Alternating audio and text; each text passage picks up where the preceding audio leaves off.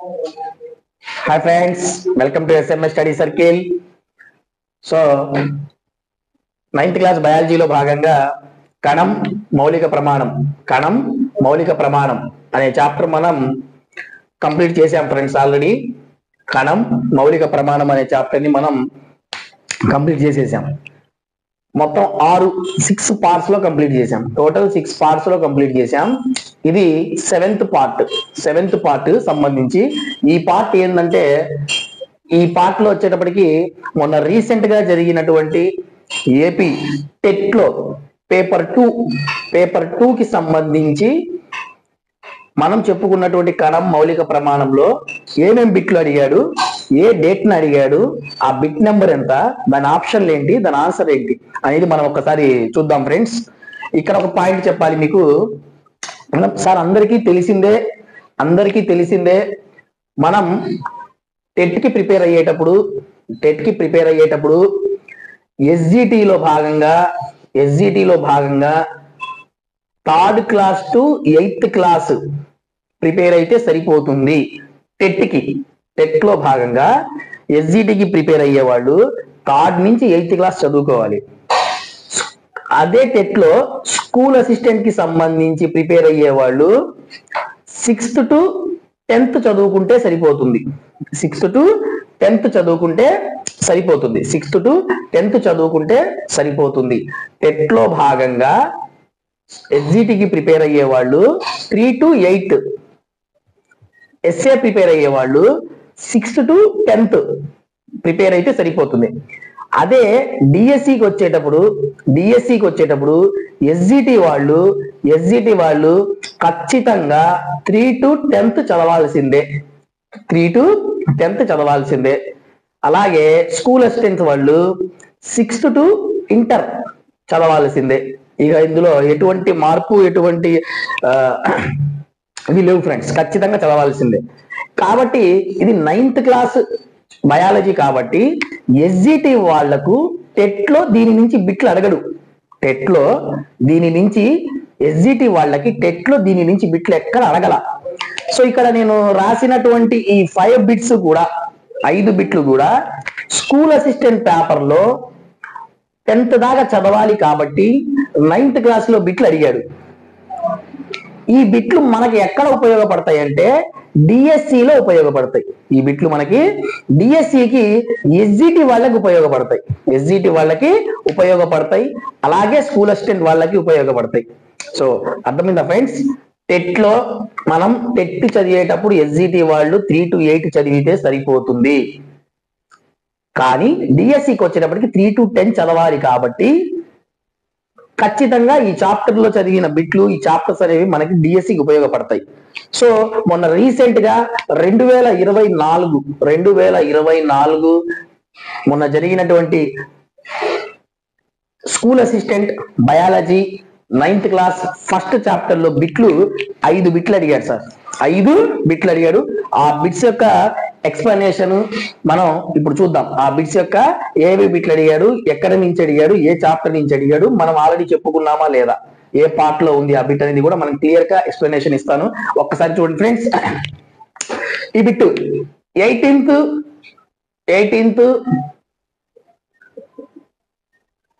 Right. ఈ bit చూడండి. 18 October 18th forenoon morning అడిగిన బిట్.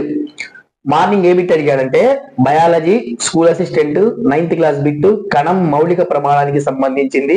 18వ తారీఖు అక్టోబర్ అడిగినటువంటి బిట్ ఏందయ్యా అంటే క్రింది వాణిలో సరికాని వాక్యం ఏంటి అని అడిగాడు. చాలా ఇంపార్టెంట్ ఫ్రెండ్స్. ఇప్పుడు ఇలాంటి క్వశ్చన్స్ చెయ్యాలి అంటే మనకి బిట్ మీద 4 ఆప్షన్ల మీద అవగాహన ఉండాలి. అవగాహన అనేది ఖచ్చితంగా ఉంటేనే అటువంటి బిట్స్ మనం చేయగలం. ఎగ్జామినేషన్ పాయింట్ ఆఫ్ వ్యూకి సరికాని వాక్యం, సరైన వాక్యం అనేది చాలా చాలా ఇంపార్టెంట్. మనల్ని బిట్ ఈజీగా పోవడానికి ఛాన్స్ ఉన్నటువంటి బిట్లు అవి. అలాంటి ఫార్మేట్స్ అనమాట. ఇక్కడ చూడండి ఫ్రెండ్స్. క్రింది వానిలో సరికాని వాక్యం ఏంటి అని అడిగాడు. అందులో ఫస్ట్ వన్, క్రోమోజోమ్లు డిఎన్ఏ మరియు ప్రోటీన్లతో ఏర్పడిన నిర్మాణాలు అన్నాడు. క్రోమోజోములు డిఎన్ఏ మరియు ప్రోటీన్లతో ఏర్పడిన నిర్మాణాలు అన్నాడు. రెండో పాయింట్, కణంలోని కేంద్రకంలో మాత్రమే కేంద్రకంలో మాత్రమే డిఎన్ఏ ఉంటుంది అన్నాడు. కేంద్రకంలో మాత్రమే డిఎన్ఏ ఉంటుంది అన్నాడు.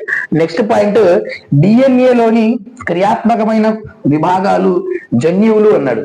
డిఎన్ఏలో ఉండే క్రియాత్మకమైన విభాగాలు జన్యువులు అన్నాడు.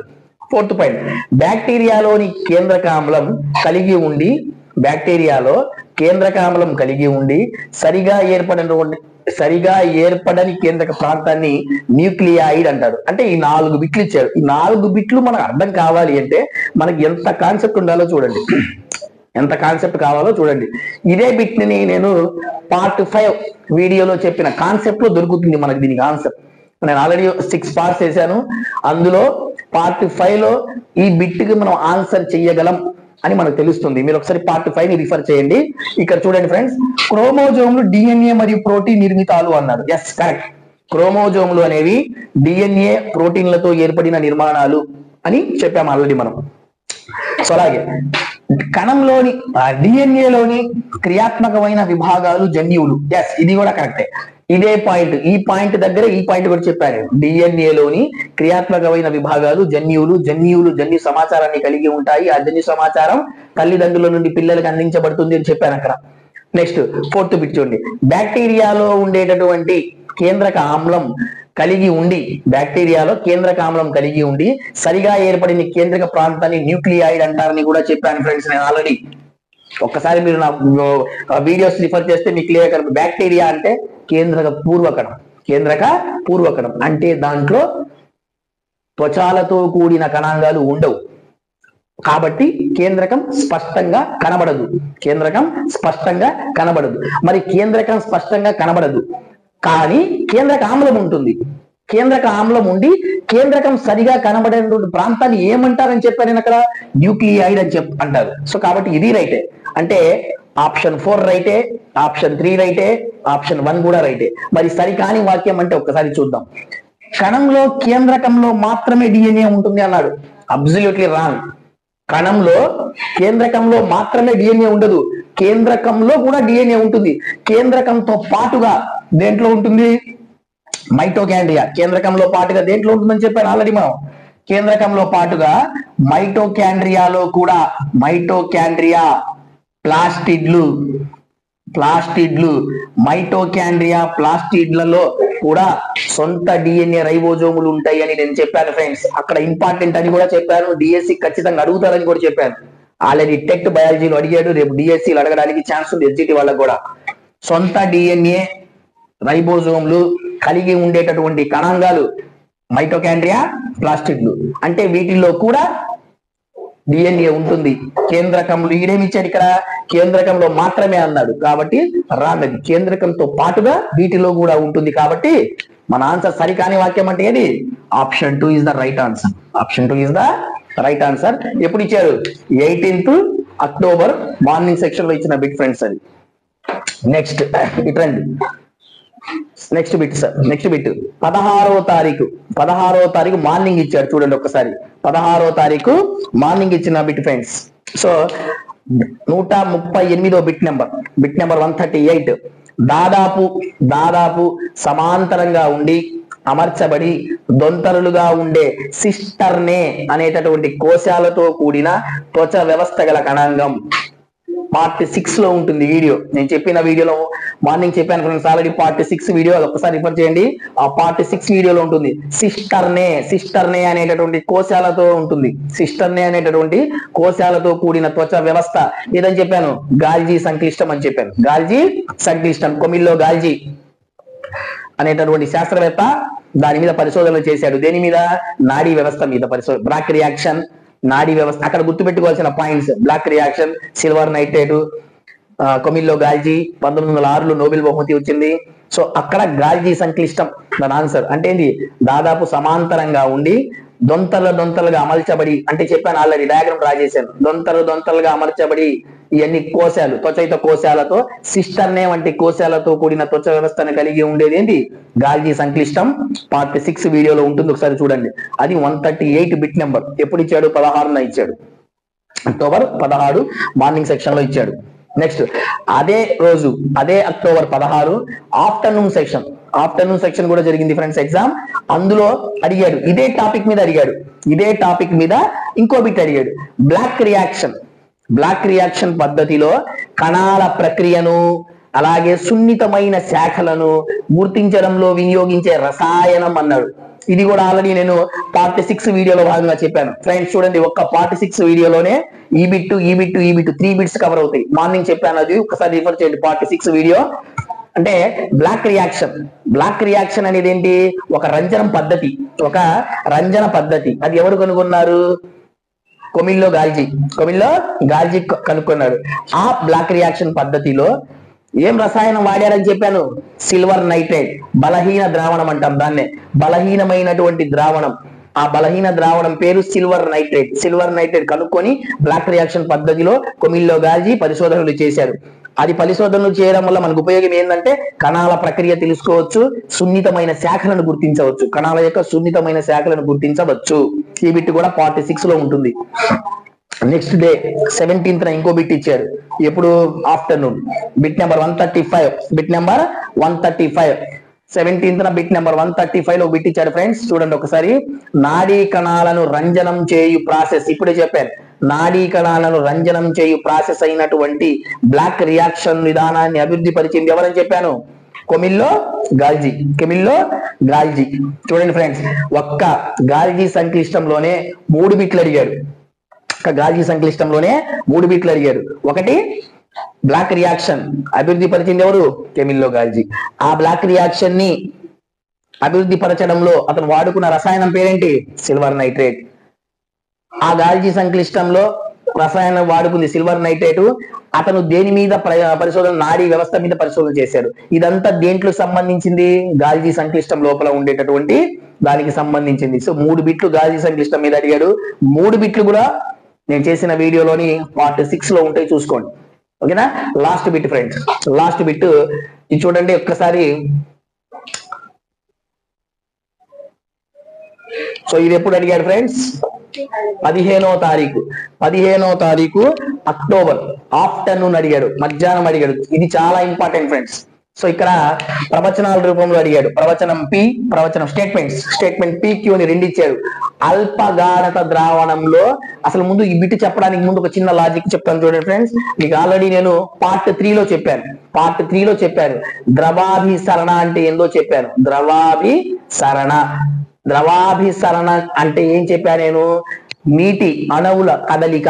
మరి నీటి అణువుల కదలిక ఎక్కడ నుంచి ఎక్కడికి మూవ్ అవ్వాలి? అల్ప నుంచి అల్పగాఢత టు అధిక గాఢత. నీటి అణువుల కదలికను ద్రవాభిసరణ అంటారు. గుర్తుపెట్టుకోండి, ద్రవాభిసరణ అంటే అల్పగాఢత నుంచి అధిక గాఢతకి నీరు కదలిక జరగాలి, దాన్నే ద్రవాభిసరణ అంటారు. రైట్. ఇప్పుడు రండి, ఇక్కడ ఈ కాన్సెప్ట్ మీద బిట్ ఎలా ఇచ్చాడో చూడండి.